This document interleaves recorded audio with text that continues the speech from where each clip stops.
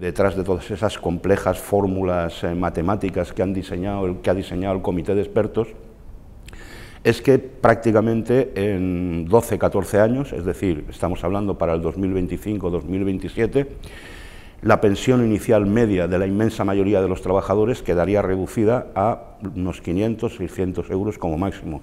Eso obligará a todos aquellos que puedan costeárselo, digamos, para poder acceder a una pensión mínimamente decente, a tener que dedicar una parte de sus salarios actuales a invertir en fondos privados de pensiones. Ese es el gran botín que quieren llevarse.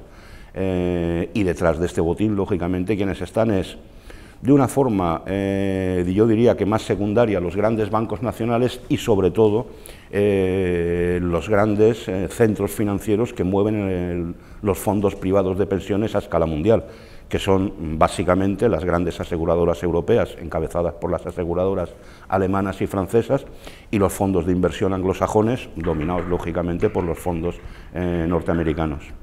Y ese es el objetivo de fondo que buscan al reformar las pensiones. Ahora mismo se calcula que los fondos de inversión privados en el mundo poseen alrededor de 14 billones de dólares. Es prácticamente lo mismo que el Producto Interior Bruto de Estados Unidos y es casi el 25% del Producto Interior Bruto mundial total. Pero no solo poseen directamente esos 14 millones de dólares que salen semanalmente de las nóminas de millones de trabajadores en todo el mundo, sino que además a través de esos fondos, de esos 14 billones de dólares, los fondos de pensiones privados dominan, se calcula que el 35% de las acciones en las bolsas de todo el mundo.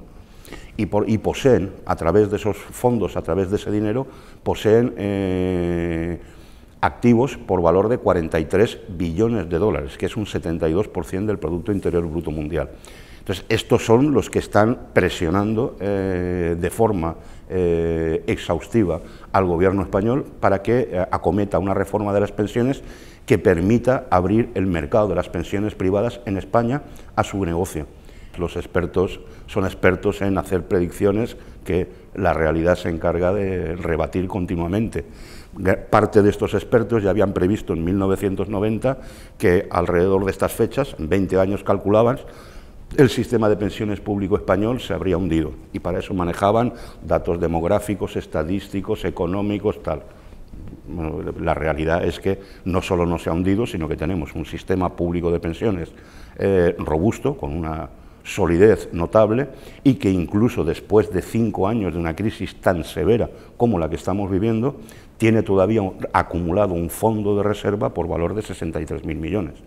Entonces, todos los argumentos, todas las datos, todas las perspectivas, todas las previsiones que han dado el comité de expertos están orientadas completamente a justificar el recorte de las pensiones públicas, en definitiva, la liquidación del sistema público de pensiones tal y como hoy lo conocemos, para abrir paso, como te decía antes, al negocio de los fondos privados de pensiones. Es decir, si tú tienes un sistema de pensiones que paulatinamente va a ir recortando la renta relativa que obtiene el pensionista, pues una parte de los futuros pensionistas tratarán de buscar vías alternativas de renta para el futuro, o sea, buscar sistemas de ahorro que les permitan complementar o incluso una parte sustancial de su renta cuando estén jubilados que provenga de mecanismos de ahorro. Entonces esto es algo, no es nuevo, es decir, desde hace mucho tiempo las entidades gestoras, bien sean empresas aseguradoras, bancos, etcétera, que hay en el país y de fuera del país, vienen manifestando su interés porque el negocio de los fondos de pensiones se amplíe. Yo en principio no tengo ningún inconveniente, tengo inconveniente si eso se hace a partir de la reducción de las pensiones públicas. Entonces, en el fondo hay una estrategia que viene a apoyarse en una reducción paulatina de las pensiones públicas para hacer hueco a las pensiones privadas. Esto es en lo que yo no voy a defender ni defiendo, independientemente que no tengo nada con que haya fondos de pensiones. todo el argumento de los que dicen que es insostenible las pensiones es porque establecen una relación entre pensionistas y activos. Y dicen, bueno, va a llegar un momento en que haya más pensionistas que activos, y cada 2 activos tengan que mantener a un pensionista. Pero es que ese no es el argumento de verdad, porque muy pocos activos pueden producir mucho más si se aumenta la productividad. Es decir, hoy en la agricultura trabajan infinitamente menos personas que trabajaban antes y se produce lo mismo. Sí es cierto, o sea, es cierto que la esperanza de vida va a ser cada vez mayor. Sí es cierto que hay eso, llaman la época de auge de la natalidad que hubo en su momento, pero bueno, eso se termina también en el año 50, lo que sea, que puede hacer que la relación activos-pasivos pues sea distinta de la que ha sido hasta ahora.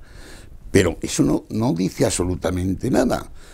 Porque lo importante, como decía al principio, no es cuántos producen, sino cuánto se produce.